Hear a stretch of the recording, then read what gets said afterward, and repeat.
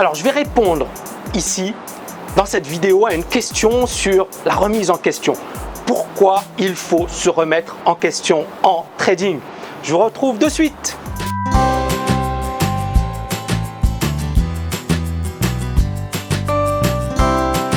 Quand on parle effectivement de se remettre en question, c'est que justement, le monde est une jungle.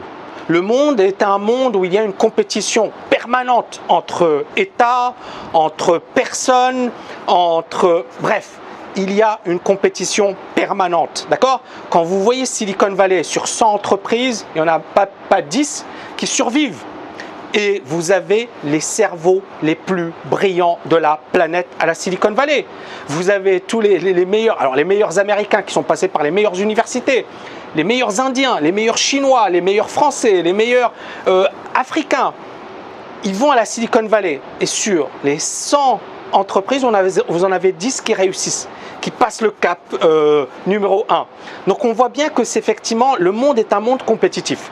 Et donc à partir de là, effectivement, beaucoup de gens se reposent sur leur laurier, c'est-à-dire ils ont réussi, ils ont atteint un certain objectif et ils se disent ça y est, c'est bon, la vie est cool, j'ai pas besoin effectivement de me dépasser, j'ai pas besoin effectivement de relever d'autres objectifs, j'ai atteint ce que je voulais atteindre.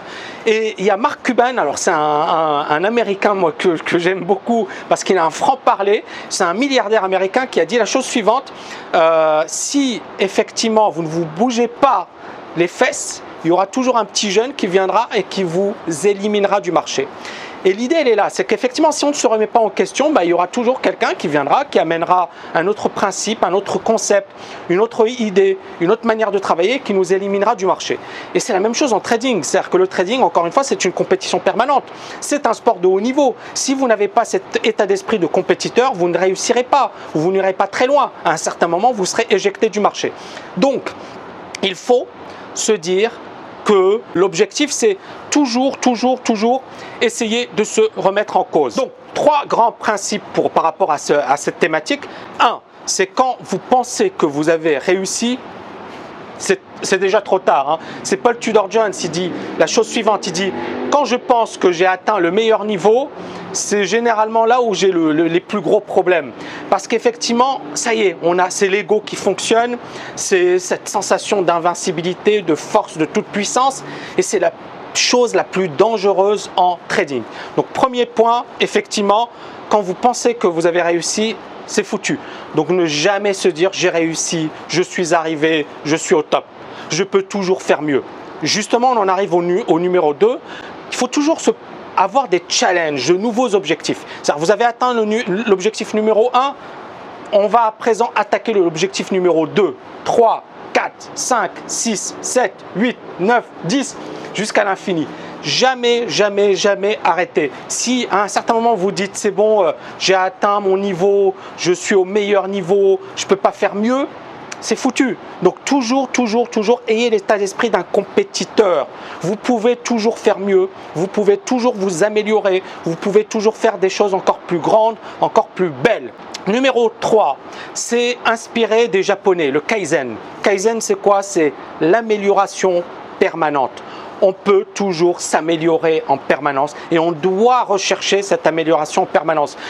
Au Japon, effectivement, l'idée c'est pourquoi les géants de l'automobile japonais, alors qu'ils n'avaient pas les mêmes moyens que General Motors et que Ford, ils n'avaient pas la même puissance financière, ils n'avaient pas le même nombre d'ouvriers, ont réussi à faire mieux que Ford, mieux que General Motors, et Toyota est devenue la première compagnie automobile au monde. C'est quand même incroyable. Alors que bien évidemment, on parle du Japon, île volcanique, une surpopulation. On a vu récemment, en 2012, le tsunami.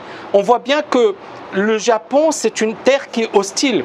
Et pourtant, le Japon a réussi à faire quelque chose d'incroyable. C'est grâce à cette philosophie de l'amélioration permanente. C'est-à-dire que les Japonais ne se sont pas dit « Ok, Ford est bien meilleur que nous, General Motors sont bien meilleurs que nous, c'est bon, on abandonne. » Non, ils sont meilleurs que nous, mais on va essayer de réfléchir avec nos moyens, avec nos ressources pour faire mieux qu'eux. Et c'est encore une fois, même en trading, il faut penser à ça. Soyez intelligent, soyez pro, ayez les bons outils travailler sur les bons marchés. Encore une fois, voilà, vous ne deviendrez jamais bon si vous travaillez sur des marchés finalement qui ne sont pas des marchés sur lesquels vous avez un avantage de gagner. Mais essayez effectivement d'avoir, ok, évaluez vos forces, vos faiblesses, quel est le travail à effectuer justement pour vous hisser au meilleur niveau. Amélioration permanente.